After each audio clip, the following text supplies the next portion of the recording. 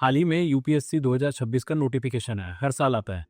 इस साल थोड़ा सा शॉकिंग था क्योंकि पूरे नोटिफिकेशन को जब मैंने पढ़ा तो पता लगा कि इसमें टोटल 30 प्लस स्पेलिंग मिस्टेक्स है। एक ऐसी संस्था जो संवैधानिक संस्था है, जिस पर भारत के टॉप ऑफिशियल को रिक्रूट करने की जिम्मेदारी है, वो ऐसी गलती कैसे कर सकती है। चलो कंप्यूटर स्क्रीन पर देखते हैं कि कैसे वो मिस्टेक हुई है। तो हम लोग आ गए हैं मेरी कंप्यूटर स्क्रीन पे। सबसे पहले चलेंगे गूगल पे, गूगल ओपन करते हैं और गूगल ओपन करके देखते हैं यूपीएससी नोटिफिकेशन 2026 सबसे पहले ही आ रहा है। और इसका लेते हैं पीडीएफ।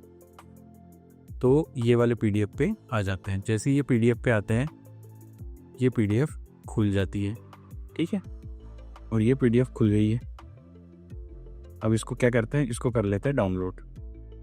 और डाउनलोड करने के बाद ये हो गया मेरे डाउनलोड में डाउनलोड। अब आते हैं चैट जीपीटी पे और चैट जीपीटी में डॉक्यूमेंट अपलोड करते हैं और चैट जीपीटी से पूछते हैं कि read this document and find spelling mistakes. जैसे ही ये चैट जीपीटी पढ़ना चालू करता है, चैट जीपीटी को कुछ सेकंड लगेंगे और उसने पूरा डॉक्यूमेंट पढ़ लिया और वो स्पेलिंग का पूरा कच्चा चिट्ठा निकालने लगा। तो अब देखिए, एग्जामिनेशन की स्पेलिंग गलत है, कैंडिडेट की स्पेलिंग गलत है, बेंचमार्क में से बेंचमार्क लिखा हुआ है, तो ऐसी बहुत सारी गलती है। एब्रीविएशन की स्पेलिंग गलत है।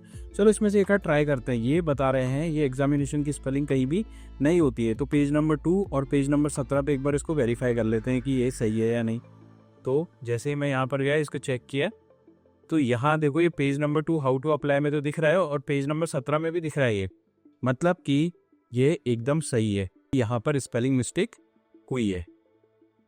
तो आपने देखा कि इतनी बड़ी संस्था और एग्जामिनेशन की स्पेलिंग सही नहीं लिख पा रहे हैं, कैंडिडेट की स्पेलिंग सही नहीं लिख पा रहे हैं, तो इन पर जिम्मेदारी है देश के टॉप ऑफिशियल्स को चुनने की। हम कैसे विश्वास कर ले कि ये सही साठ तरीके से काम कर रहे हैं। पूरा सिस्टम सड़ गया है और इस सिस्टम में संवैधानिक संस्थाएं अपनी जिम्मेदारी नहीं समझ रही। पता नहीं इन संस्थाओं का क्या होगा, क्या इन पर कार्रवाई होगी, क्योंकि अगर ये प्राइवेट में होते तो अभी तक इन पर कार्रवाई हो गई होती, इनकी नौकरी तक जा सकती थी। इतनी बड़ी संस्था होकर के एग्जामिनेशन की स्पेलिंग सही नहीं लिख सकते। मैंने लगभग 5 साल यूपीएससी की तैयारी करी, बहुत दम से तैयारी करी थी। मेरा आखिरी में सिलेक्शन नहीं हुआ था तो मुझे लगा कि मेरी गलती रह गई थी, लेकिन हमेशा से डाउट था कि ये लोग सही नहीं है। और अब जब कम्युनिकेशन के ज़माने में इन लोगों की गलतियां निकल करके आ रही है, तो ये चीज़ तो कन्फर्म है कि इनका सिस्टम ही सही नहीं है। एमपीपीएससी तो और बेकार है।